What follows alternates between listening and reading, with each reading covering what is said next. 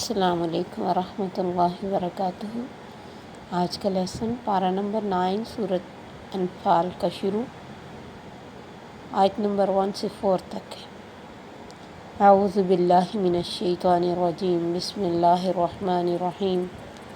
رب اشرح لی صدری ویسر لی امری واحلل عقدۃ من لسانی یفقہوا قولی رب زدنی علما اللہم فقہنا فی الدین۔ یسألونک عن الانفال، پوچھتے ہیں آپ سے انفال کے بارے میں۔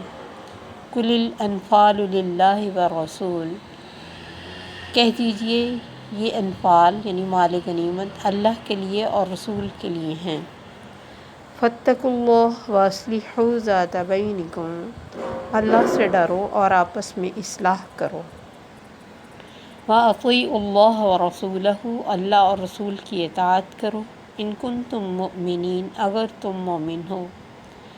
انما المؤمنون الذین، بے شک مومن وہ لوگ ہیں، اذا ذکر اللہ وجلت قلوبہم، کہ جب ذکر کیا جاتا ہے اللہ کے نام کا ڈر جاتے ہیں ان کے دل۔ وَإِذَا تُلِيَتْ عَلَيْهِمْ آیَاتُهُ، اور جب پڑھی جاتی ہیں ان پر اس کی آیات۔ زادتہم ایمانا، بڑھا دیتی ہیں ان کے ایمان کو۔ وَعَلَىٰ رَبِّهِمْ يَتَوَكَّلُونَ، اور وہ اپنے رب پر توکل کرتے ہیں۔ الَّذِينَ يُقِيمُونَ الصَّلَاةَ، وہ لوگ جو قائم کرتے ہیں نماز۔ وَمِمَّا رَزَقْنَاهُمْ يُنْفِقُونَ، اور اس میں سے جو رزق دیا ہم نے ان کو وہ خرچ کرتے ہیں۔ أُولَٰئِكَ هُمُ الْمُؤْمِنُونَ حَقًّا، یہی لوگ ہیں سچے مومن۔ لَهُمْ دَرَجَاتٌ عِندَ رَبِّهِمْ، ان کے درجات ہیں ان کے رب کے پاس۔ وَمَغْفِرَةٌ وَرِزْقٌ کریم، اور بخشش اور رزق عزت والا۔ سورۃ انفال، نفل سے یہ لفظ ہے، نفل بھی زیادہ کو کہتے ہیں، فرض سنت کے بعد جو ہم پڑھتے ہیں نفل، اسی سے چونکہ یہ انسان کے محنت کے بغیر اس کو ملتا ہے۔ مثلا جنگ کسی نے اللہ کے لیے لڑی، اس کے بعد اس کو کچھ مال اسباب بھی مل گیا تو یہ ایک فالتو چیز ہے، ورنہ جو صحیح نیت سے اللہ کی راہ میں محنت کرتا ہے وہ کسی چیز کے لیے نہیں کرتا۔ بغیر محنت کے اگر کچھ نیت کے بغیر کچھ مل جائے تو یہ نفل ہے۔ اور مال مختلف طریقوں سے، مال فے بھی ہوتا ہے جس میں جنگ نہیں ہوتی تھی لیکن مال اسباب ہاتھ میں آ گیا، دشمن ویسے ہی دوڑ گیا۔ اس کے علاوہ جزیہ اور مختلف چیزیں جن سب کو انفال کہا جاتا ہے۔ اس کو غنیمت اس لیے کیا کہا گیا کہ یہ پہلی امتوں میں حرام تھا۔ وہ جنگ کے بعد سارے مال کو اکٹھا کرتے، جو جنگ سے ہاتھ میں آتا آسمان سے آگ آتی اور اسے کھا جاتی، اور یہ ان پہ سختیاں ان کے اعمال کی وجہ سے تھی۔ مسلمانوں کے لیے یہ حلال کر دیا گیا۔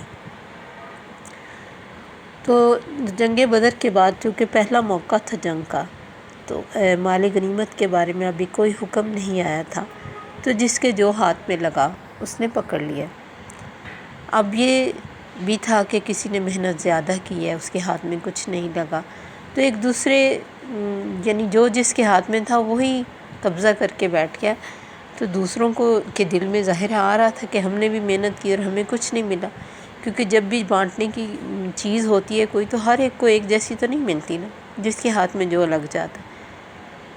اللہ نے ایسے ہی کہ ایک صحابی حضرت سعد رضی اللہ تعالیٰ عنہ نبی صلی اللہ علیہ وسلم کے پاس آئے اور ایک تلوار لے کے آئے، کہا اللہ کے نبی میرا دل ٹھنڈا ہو گیا دشمنوں کو ختم کر کے، اب آپ یہ تلوار مجھے دے دیں۔ آپ نے فرمایا یہ نہ تیری ہے نہ میری۔ وہ کہتے ہیں میرے دل میں آیا کہ شاید یہ آپ کسی اور کو دے دیں جس نے اتنا کام نہ کیا ہو۔ بہرحال وہ خاموشی سے واپس چلے گئے، تو نبی صلی اللہ علیہ وسلم کے یہ اوپر جب یہ آیات اتری سورت کی تو آپ نے ایک قاصد کو بھیجا ان کو بلانے کے لیے، اور فرمایا کہ اللہ کی طرف سے ابھی کوئی حکم آیا نہیں تھا، اس لیے اس پہ نہ تمہارا حق تھا نہ میرا، اب اللہ کی طرف سے حکم آ چکا ہے تو یہ تلوار میں تمہیں دے رہا ہوں۔ آپ نے وہ بلا کے ان کو وہ تلوار دے دی۔ تو یعنی نبی صلی اللہ علیہ وسلم کوئی بھی کام خود سے اپنی مرضی سے نہیں کرتے تھے، اللہ کے حکم کے بغیر کوئی بھی سٹیپ وہ نہیں اٹھاتے تھے۔ تو اللہ فرماتے ہیں یہاں کہ تم سے انفال کے بارے میں پوچھتے ہیں، مال غنیمت کے بارے میں، ان سے کو پہلی بات تو یہ کہ اللہ رسول کے لیے، کیونکہ اسلام کی طرف سے جب بھی کوئی حکم آیا اس نے صرف اس حکم کی تکمیل ہی نہیں، انسانوں کی تربیت بھی کی، کیونکہ نبی صلی اللہ علیہ وسلم کا مین مقصد جو تھا وہ لوگوں کی تربیت تھا۔ تزکیہ نفس اسی کو کہتے ہیں، کیونکہ جب تک تزکیہ نفس نہیں نہ ہوتا، جتنے بھی احکام آ جائیں ان پر صحیح عمل نہیں ہو سکتا۔ بغیر ہدایت اور تزکیہ نفس کے اور اطاعت رسول اور اطاعت اللہ کی اطاعت کے بغیر کوئی بھی کام آپ صحیح کر نہیں سکتے۔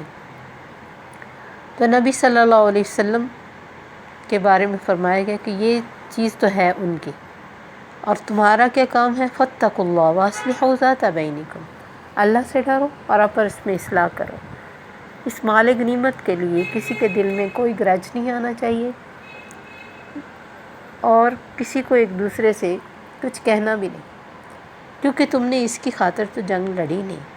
ساتھ ہی یعنی نیتوں کو سیٹ کر دیا گیا، تربیہ کی گئی کہ دیکھو جیسے ایک انسان کو کیل ٹھوکنے سے پہلے ڈرل مشین کے ساتھ سوراخ کرنا پڑتا ہے، صحیح جگہ دیکھنی پڑتی ہے، اسی طرح بالکل اندر کی اصلاح اللہ کر رہے ہیں کہ اس موقع پر تقسیم کا اصول بھی بتا کر بات ختم ہو سکتی تھی، نہیں، بلکہ اندر تیاری کی گئی، اور فرمایا کہ سب سے بڑی چیز کیا ہے؟ تقوی۔ جنگ لڑنے کے بعد اگر تم جیت گئے ہو، اللہ نے تمہیں مال غنیمت دے دیا، تو تقوی کو نہیں بھولنا۔ زندگی کا کوئی بھی موقع تقوی کے بغیر نہیں ہونا چاہیے۔ سب سے پہلی چیز کانشیس رہو، منہ سے کوئی ایسی بات نہ نکالو، آپس میں کوئی ایسا حرکت نہ کرو جس سے تمہارے ایمان میں کمی آئے۔ وَأَصْلِحُوا ذَاتَ بَيْنِكُمْ، آپس میں اصلاح اور صلح کے ساتھ بات کرو۔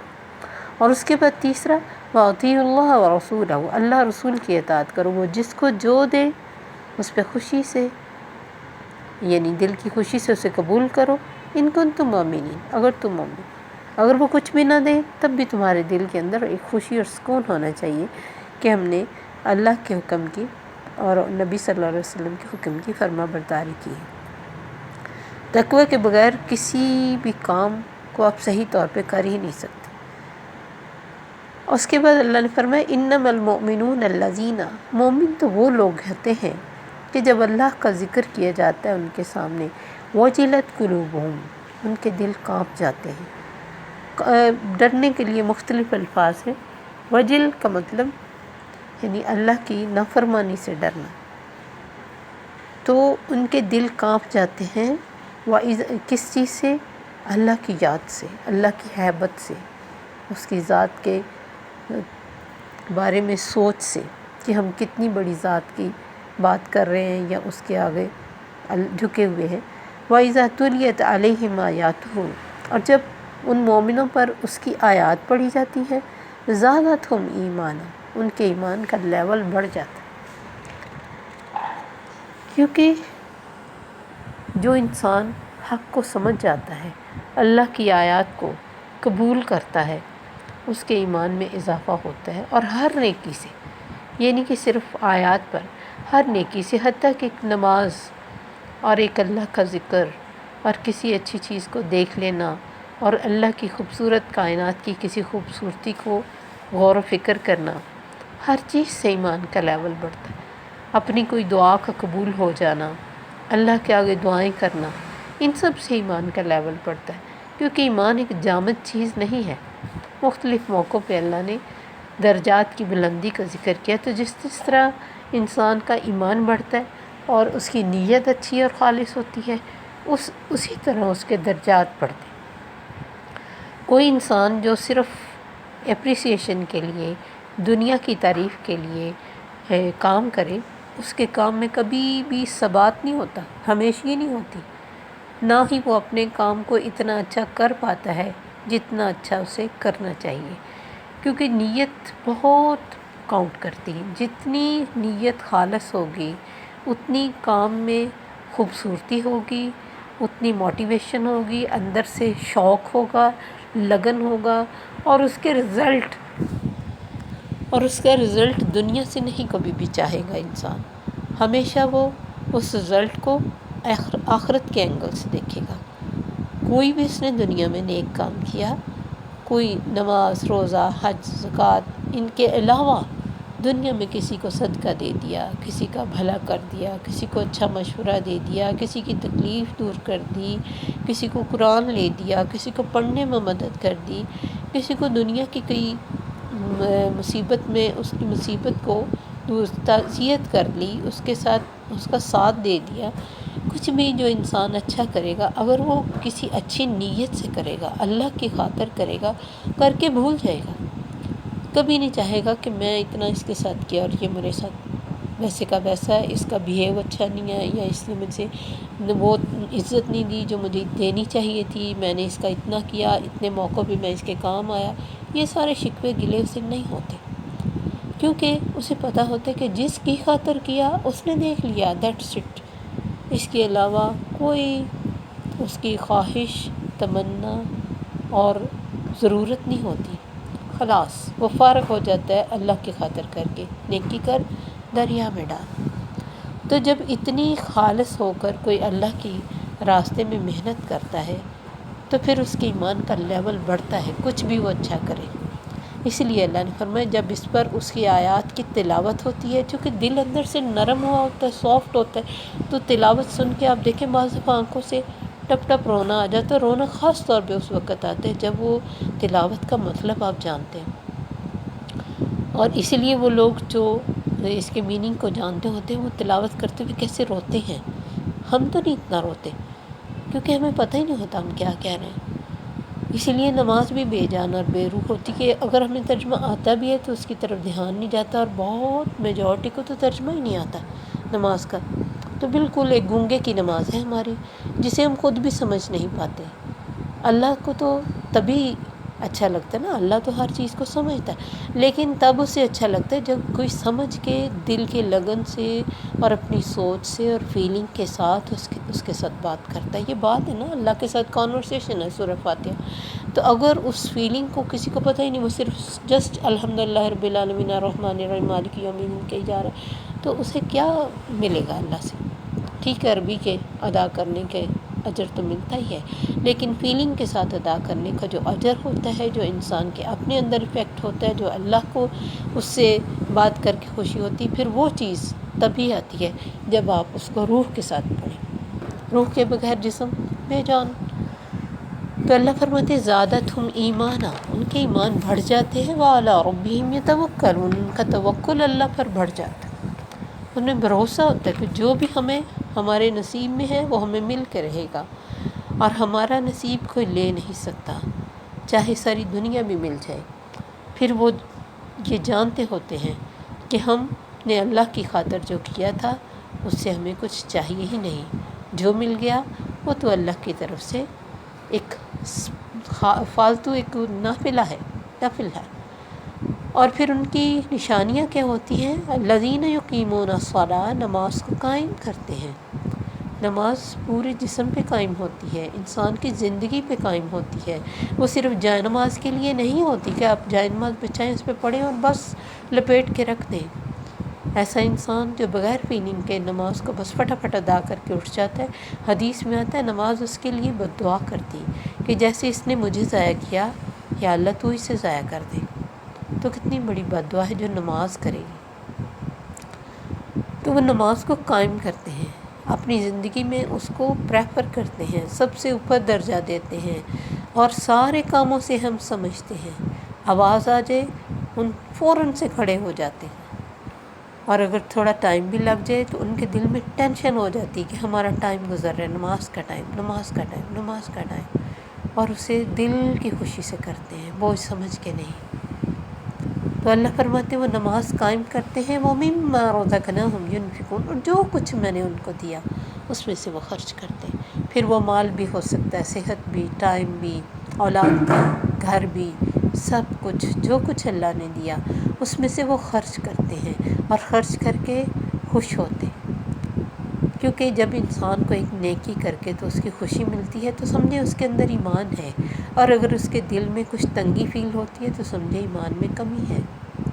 ہر اچھا کام کر کے خوشی محسوس ہونا اور ایک اچھی نیکی دوسری نیکی کا دروازہ کھولتی ہے۔ اللہ فرماتے ہیں اولئک هم المؤمنون حقا، یہ ہے سچے مومن۔ تو ہم ہر ایک کو اس کرائیٹیریا پہ خود کو پرکھ لینا ہے۔ ہمارے لیے بہت آسان سے اللہ نے یہ راستے دیے کہ دیکھ لو یہ خوبیاں اگر تم میں ہیں تو تمہارے لہم درجات عند ربہم، اللہ کے پاس درجات بھی ہیں، ومغفرۃ، مغفرت بھی ہے، ورزق کریم، اور رزق بھی عزت والا۔ جو رزق تم نے دنیا میں دیا اس سے کہیں بڑھ کر بہترین رزق، اور ہر وہ رزق جو تم دنیا میں خرچ کرو، وہ مال سے کرو، ٹائم سے کرو، اولاد سے کرو، گھر سے کرو، اور کسی بھی چیز سے کرو، وہ ہر رزق باعزت ہو کہ تمہارے پاس آ جائے گا۔ پلٹ آئے گی وہ خیر جو تم نے دنیا میں بانٹی اللہ کے بندوں پر، اللہ کے راستے پر بولا، اور تم سچے مومن بھی ہو۔ تو سچے مومن بننے کے لیے ہمیں یہ دیکھنا ہے کہ واقعی یہ سارا کچھ ہمارے اوپر پورا اترتا ہے۔ یہ چند آیات بہت بڑا معیار ہے ہمیں اپنے آپ کو پرکھنے کے لیے۔ تو اللہ سے دعا ہے کہ اللہ ہمیں صحیح مومنوں میں شامل کرے۔ السلام علیکم ورحمۃ اللہ وبرکاتہ۔ سبحانک اللہم وبحمدک، اشہد ان لا الہ الا انت، استغفرک واتوب الیک۔